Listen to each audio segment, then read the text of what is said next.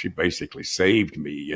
I'd kind of given up on love. I'd already been through some troubles, and I haven't been very lucky in love. Hey everyone, welcome to the Sonically podcast, where music creators educate music creators. I'm Elmo. Today we're joined by Don Barnes. He's the frontman and co-founder of legendary southern rock band 38 Special. 38 Special has built a legacy of electrifying crowds with anthems like Hold On Loosely, Caught Up in You, and Second Chance. Now marking their 50th anniversary, the 38 Special boys are back with Milestone. This is their first studio album in over 2 decades and is produced alongside Jim Peterik and features guests like Randy Bachman and Pat Monahan. In today's conversation, we'll unpack Don's journey as a songwriter and performer, the making of Milestone, and what it means to carry the torch of Southern rock for half a century. So without further ado, let's welcome the legendary Don Barnes to the Sonically podcast. How you doing, Elmo? Thanks for having me on. Doing very well, very well. No worries. We're so excited to have you. I'm wondering if we could rewind the clock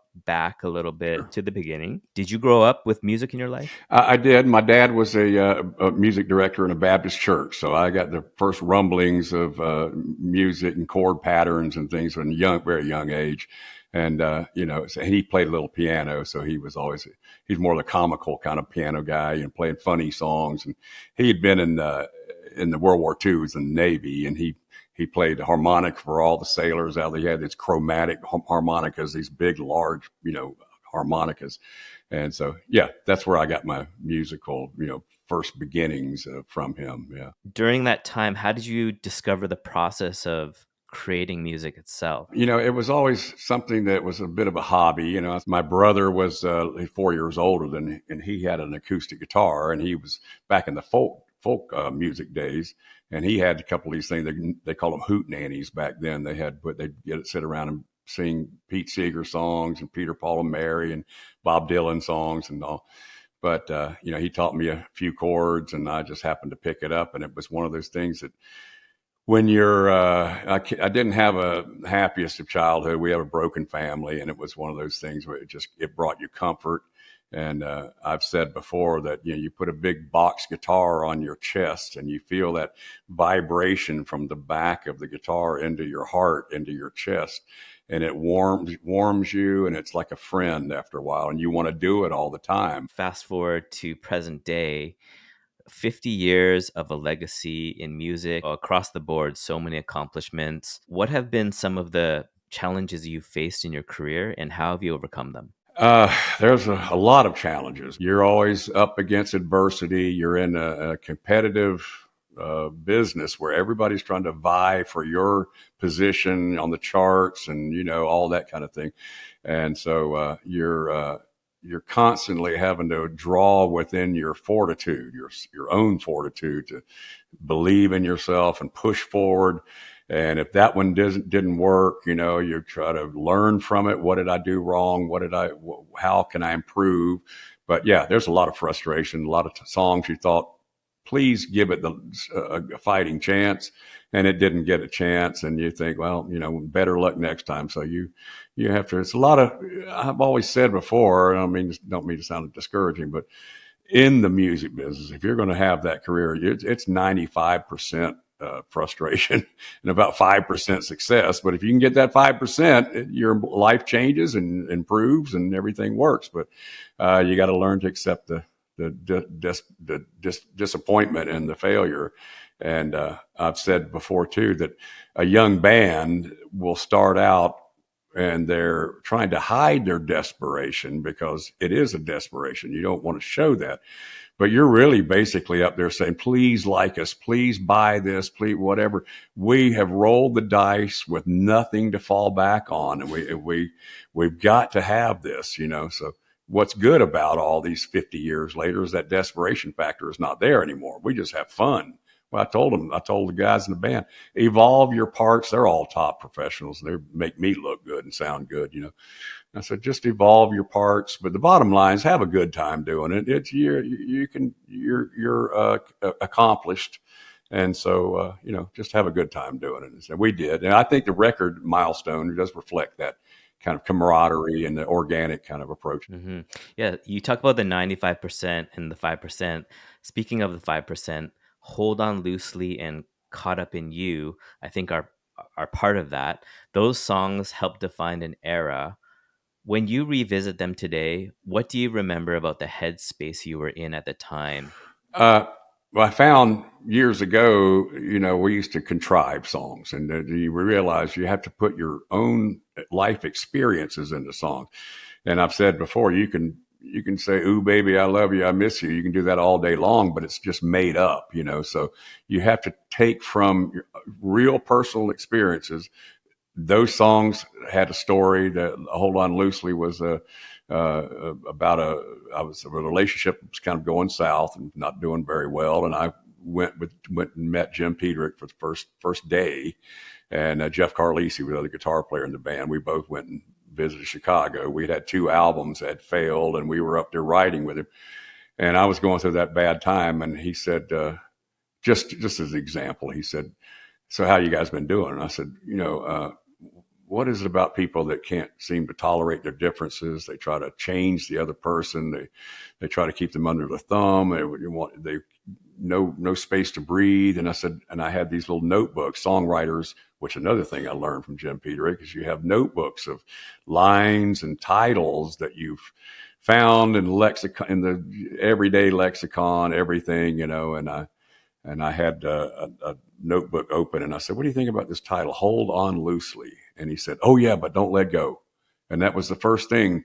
It was an inspirational moment. It was a couplet. It was a bookend that it encapsulated that whole story in those 2 lines. And so we were off to the races. We just wrote this story and framed this as someone who needs to let the other person grow and breathe and be themselves. And so it was an anthemic song that was still to this day. They wait for that song. We save it for the last song. It's the cherry on top of all the hits over the years. And Caught Up in You was another story. It was about a year and a half after the Hold On Loosely, and that relationship had gone sour. And I was dating a woman. We were contractually obligated to have an album out 6 months from then, and nobody had a single idea of one note going on it. So you're talking about challenging your creativity. You got a whole album. These record companies, it's like a book publishing deal. They want you have a deadline. And even speaking of books, it's like the guy writes a book and he doesn't know. He's like, the first page is, "I woke up this morning, ... He doesn't know anything, but you got to make this whole album ready." So I was dating this woman, and I said, "I just can't seem to get any work done. I'm just so caught up in you all the time." Just rolled it out like it was so easy. And I thought to myself, as a songwriter, you have to have your antenna out. And I thought, it's a pretty good title. There's a positive element to it. It could be a good story.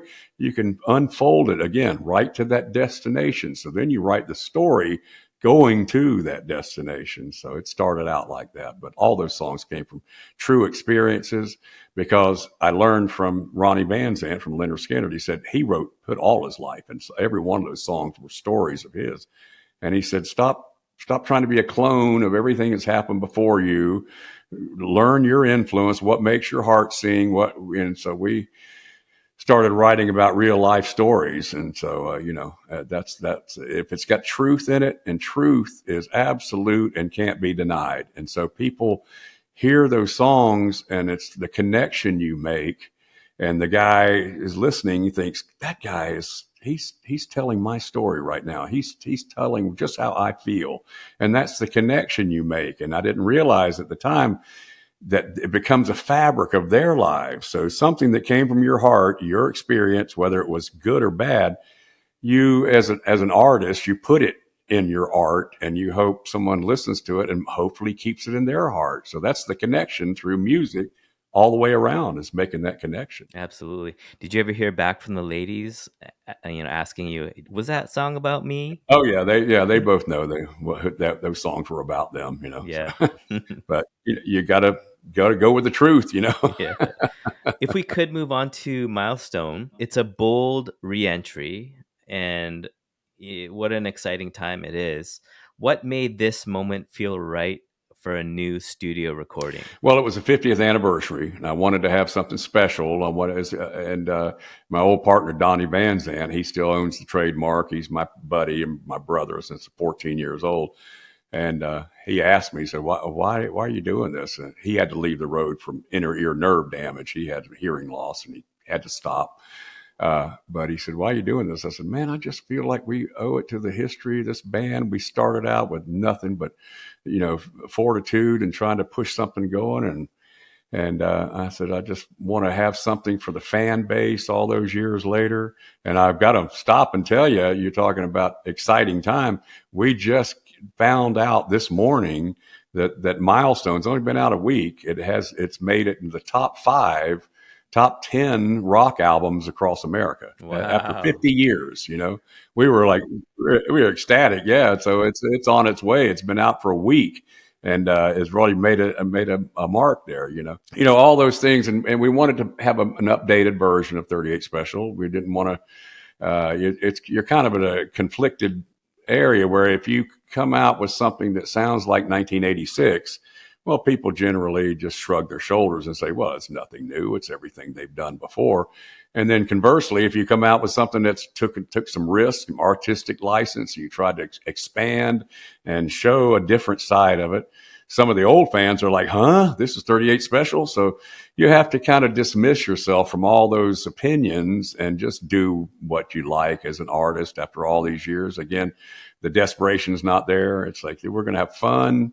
We've got these songs, some big guitar banger songs in attitude. And then the next song is a mid-tempo introspective song and another fun party dance song. And it's just all these things through. I just wanted a little bit for everybody. It ends with a beautiful ballad.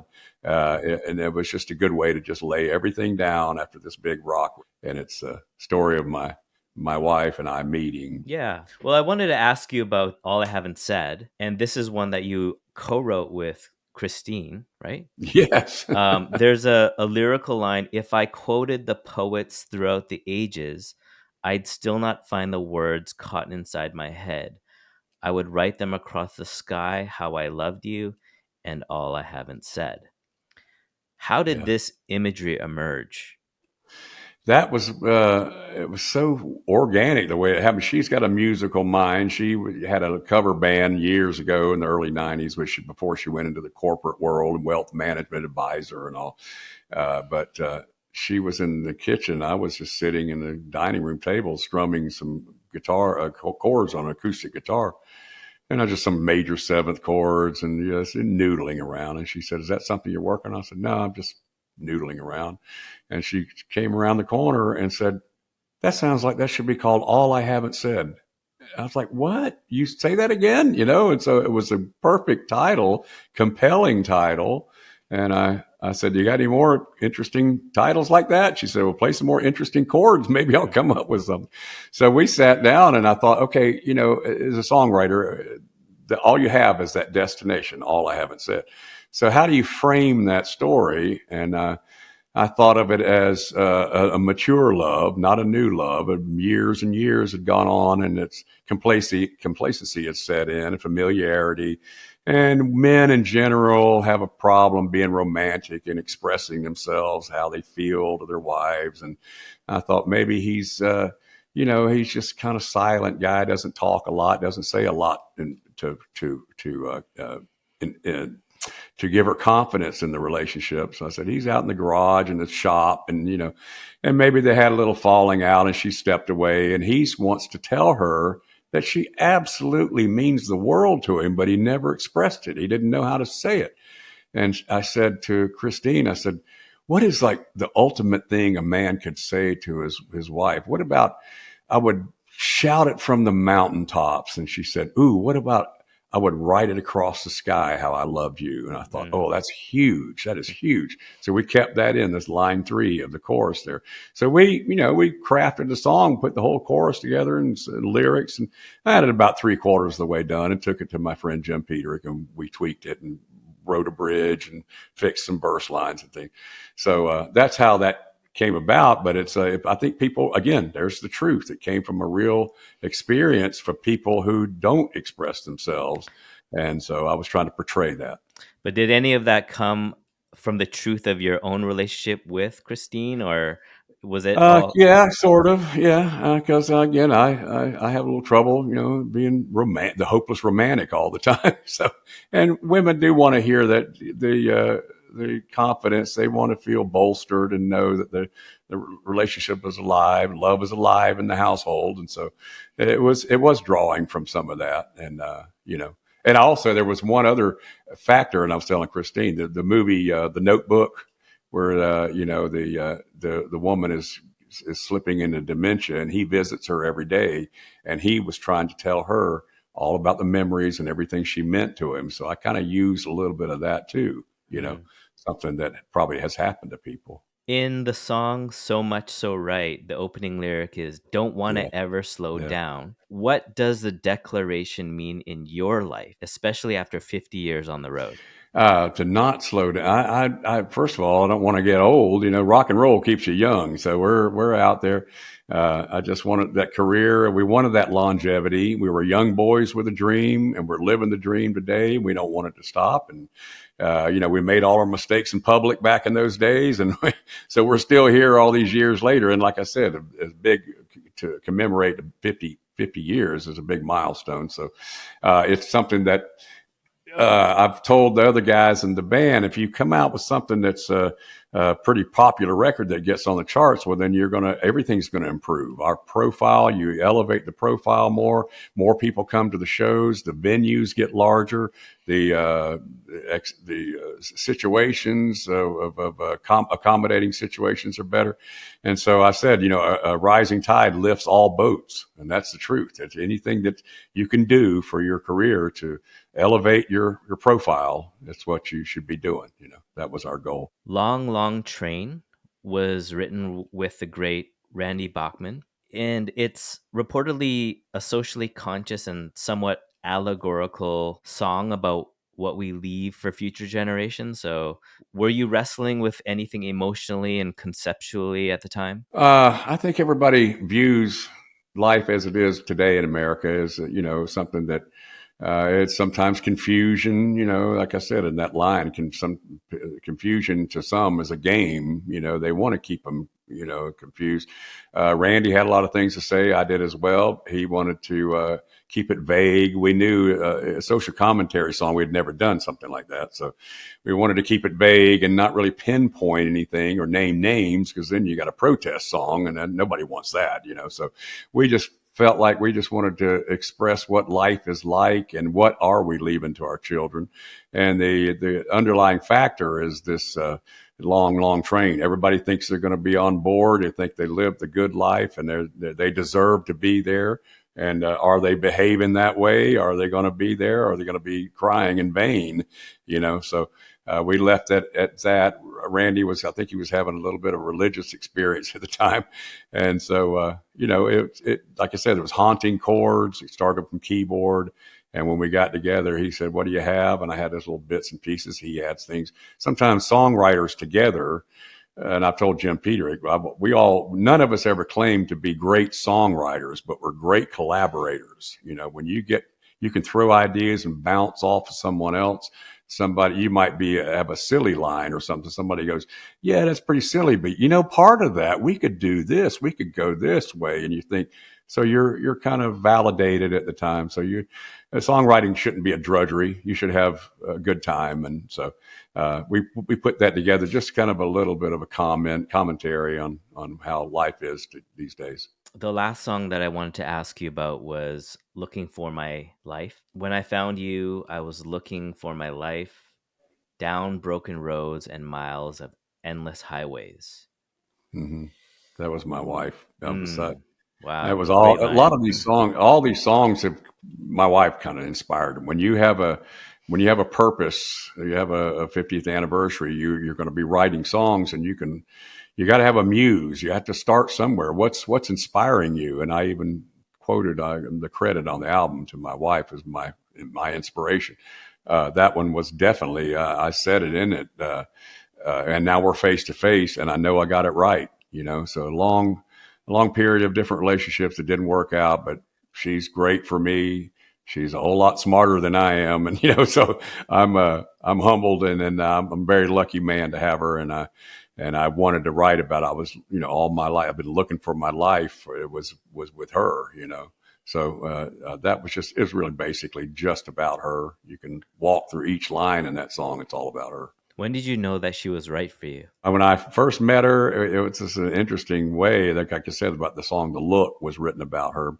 I was in a bad place, just touring, but there was nobody in my life, and I was sitting.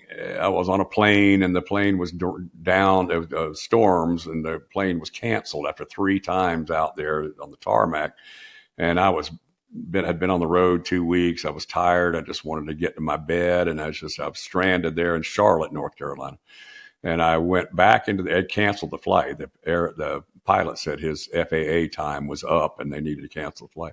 And so it's storming all around. And I went inside and sat in a chair with my head in my hands and looking at some soccer game on the TV I didn't care about. I knew I couldn't get a rental car. Everybody had rented a car. So I knew I was going to have to get a hotel room that night. And so I'm like miserable, It was just like, people think it's all glamour out there, but it's a lot of travel and, all that. And so I was sitting there, like I said, looking at the soccer game, and the seat next to me was empty. And this beautiful woman walks up and says, "Excuse me, is this seat taken?"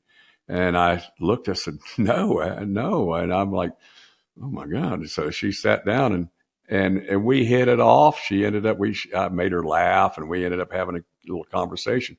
And her flight was still leaving. She lived in Cincinnati. Neither one of us lived in that city. We met in the airport.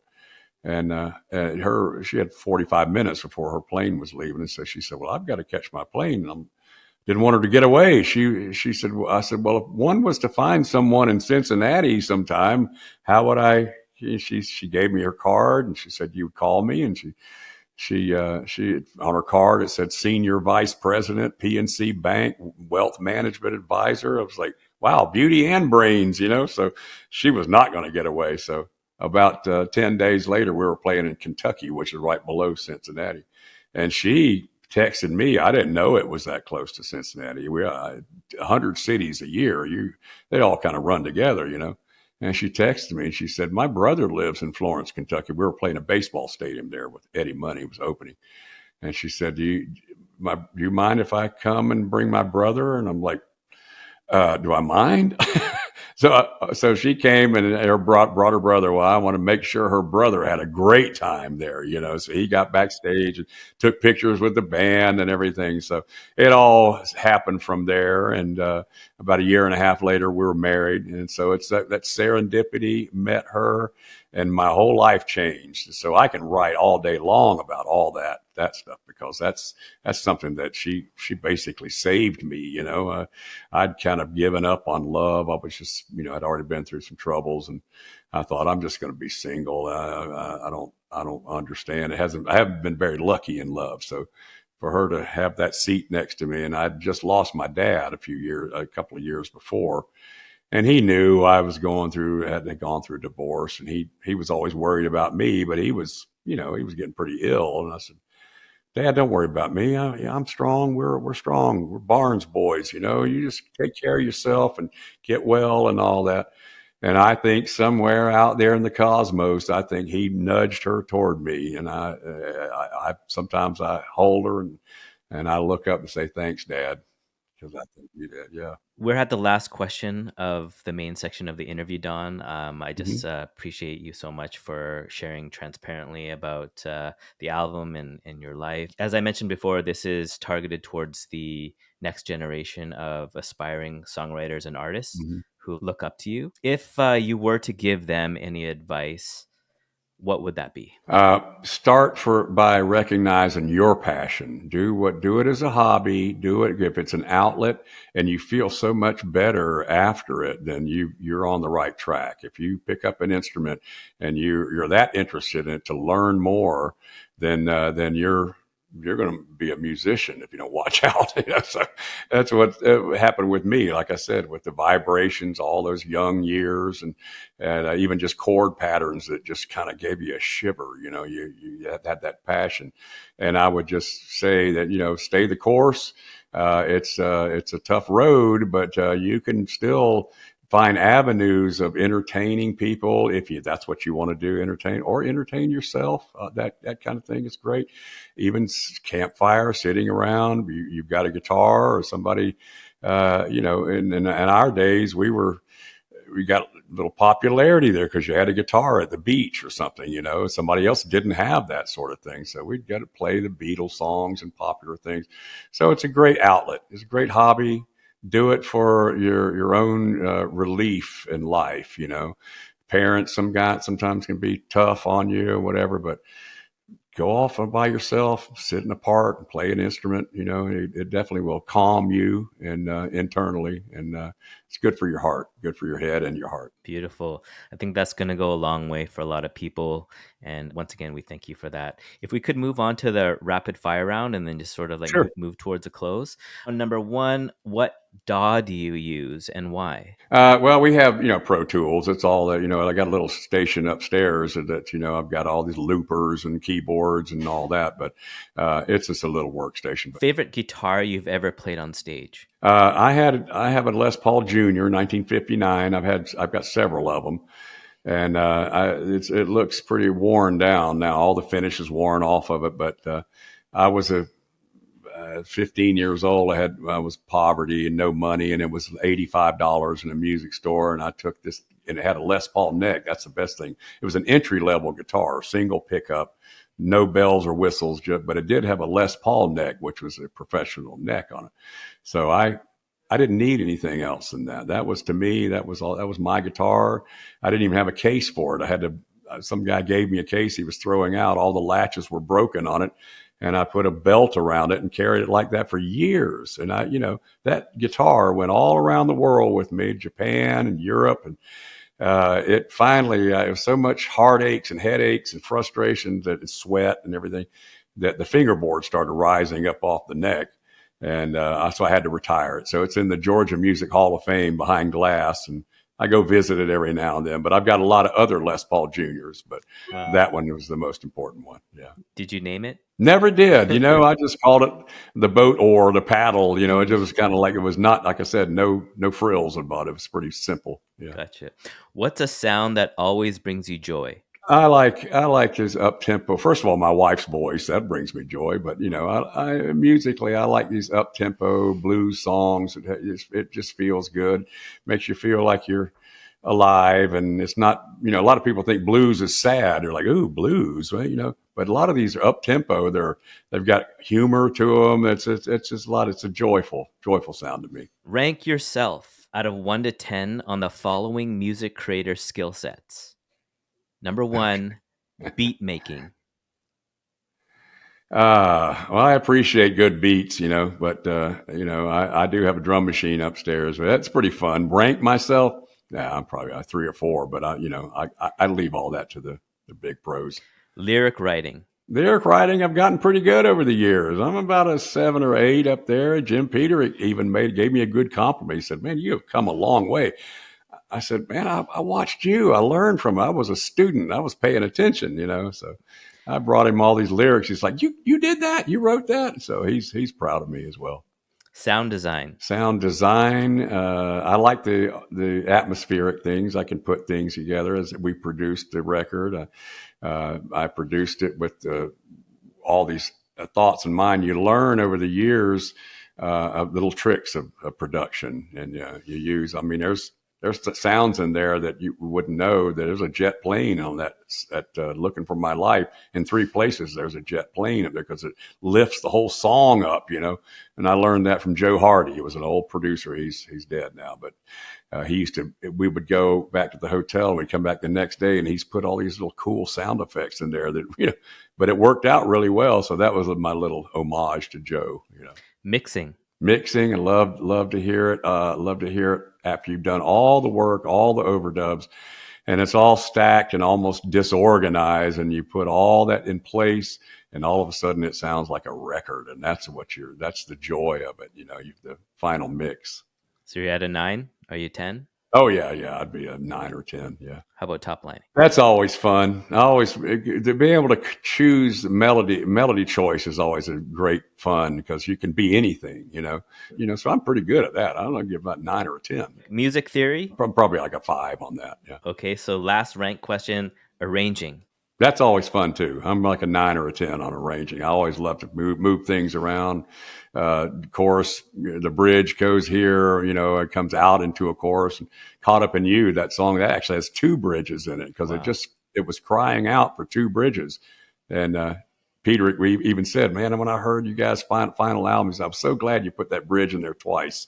But it's just all about the thought, the way it speaks to you, What's a facial expression that you make when you know you made some heat? Probably rounded mouth, because I'm up on stage and it's like, ooh, that was good. That was inspiring. It sends a shiver up your spine. Yeah. What's something about the music business you wish you knew from the start? Probably publishing. You learn about the publishing and writing and artist royalties. You learn how these things are divvied up. And it's important for recording artists to know where your royalties are. And so it's like 3 houses, I've learned that a long time ago. You got the writer's royalties, and you got the artist royalties, the band played on the record or it's on the contract. And then publishing is half of your songs. 50 cents of every dollar that comes in goes to publishing, and 50 cents goes to the writers. So it's prudent of you to own your own publishing. When we were young, they would say, somebody would come along, some slick guy, hey, I'll publish your songs for you. Don't worry about it.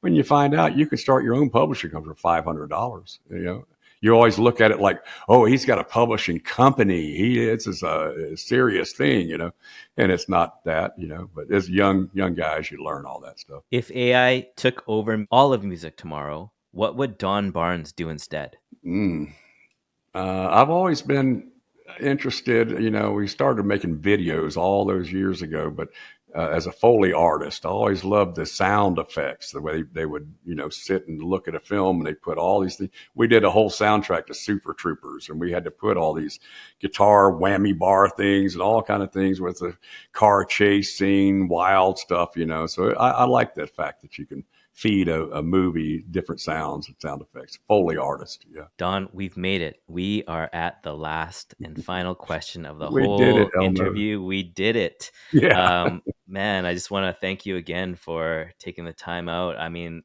50 years of a legacy, and such an exciting time in your life right now with that album climbing the charts after all these years. And Yeah. you must feel a sense of elation, and I can't even imagine what's going through your mind right now, but maybe you can talk about it with this last question. What's next for you and 38 Special?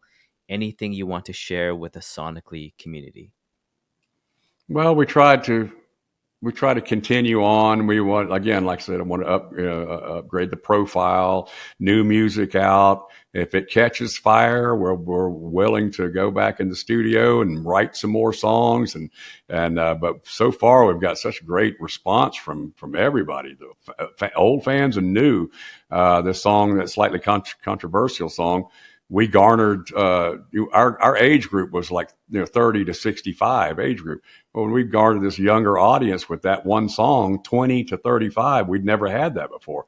So that's what's all about, is broadening your audience. More people come out, more people enjoy the music. So we're just going to continue on. It's been our passion. We were young boys with a dream, and we're living the dream today. So. Don, I wish you many, many more blessings along the way, and we are here rooting for you and cheering you guys on, and much love and praise to you guys. Thanks so much, Elmo. Thanks for having me on. And I just want to say thank you to everybody out there who has made us a part of their lives all these years, and we'll continue trying to bring the best.